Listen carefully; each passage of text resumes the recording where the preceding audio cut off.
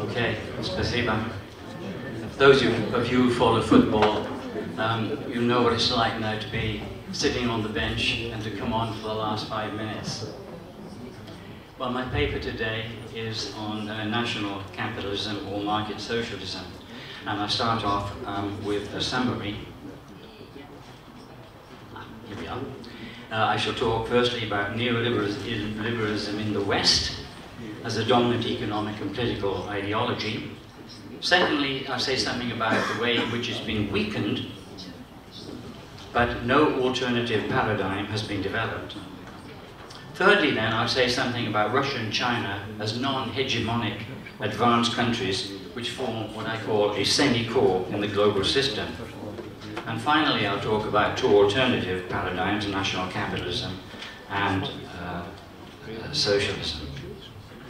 The global economic crisis of 2007 led to a serious destabilization in the world economic order, and many people expected a significant change. On the 27th of April 2009, President Obama said, "We cannot rebuild the economy on the same pile of sand." He was soon to find out that it was a very thin pile of sand, and underneath there were very strong foundations for neoliberalism. It's an economic paradigm with deep roots economically, politically, and academically. The response in the West was, in terms of the elites, that there had simply been a lack of economic understanding and that this can be recognized.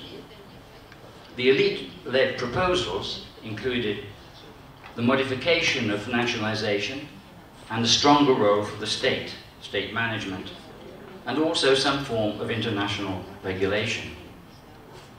If you consider heterodox economists, those who say who don't approve of the dominant economy, you'll find that very few of them, in fact no one as far as I can see, put forward an alternative ideology. If you look at the Cambridge Journal of Economics for 2009, for instance, this was a special issue in which heterodox economists wrote their views about the future development. There were, in fact, no alternative ideologies put forward. There was no vision of alternative ways to implement policy on a state basis. Why then has there been public protest, and why has this not led to an ideological challenge? I think the barriers to neoliberal hegemony and globalized network economies, these include the interpenetration of financial companies with politics, media, and academia, particularly in terms of the domination of neoliberal economics with academia. Politically, the globalization of capital detaches power from the nation state. So it isn't simply a matter of regaining state power. States themselves are locked in to global networks and interests, and consequently this nullifies the electoral system as a vehicle of change.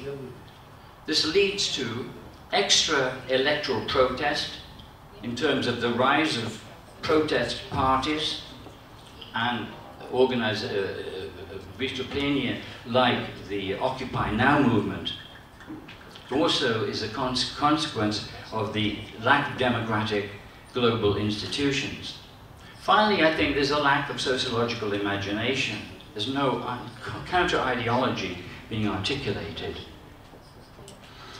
What I'm suggesting is that for core states, particularly those like Russia and China, there are alternatives which are not so clear for Western countries like the United Kingdom. This is because they're not locked into the global system. They're not part of the dominant military and political based core, and they have a very low transnationality index. They're economically advanced but hybrid economies and less globally integrated. So they don't form, for me, part of a semi-periphery. The idea of a semi-periphery is that these are countries which are in transit to something, either in transit to the core or to the periphery.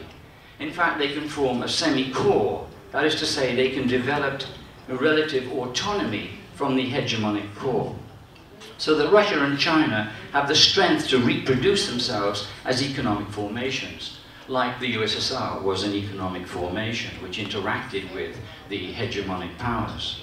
So that what I see developing is regional blocks, and these regional blocks can develop within the international world economy. Groups like the Shanghai Cooperation Agreement, for instance, the Eurasian Economic Space. So these groups can interact with, but they're not part of the dominant global blocks. So that the challenge of the alternative is to construct an economic and political paradigm. It's not really enough just to have practical policies. There's a need for a theoretical paradigm, the need for legitimation. So simply having a practical policy isn't enough, it needs a legitimation.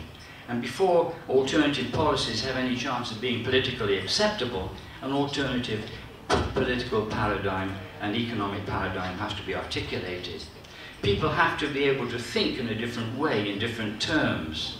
They have to legitimate their policies with reference to some particular overarching ideology. So critical ideas have to exist in the public consciousness, and they have to be recognized as alternatives. And I'm suggesting two alternatives on a sort of theoretical level. Firstly, national organized capitalism and socialism. In common, these involve a shift away from the hegemony of monetary markets to state-led economy.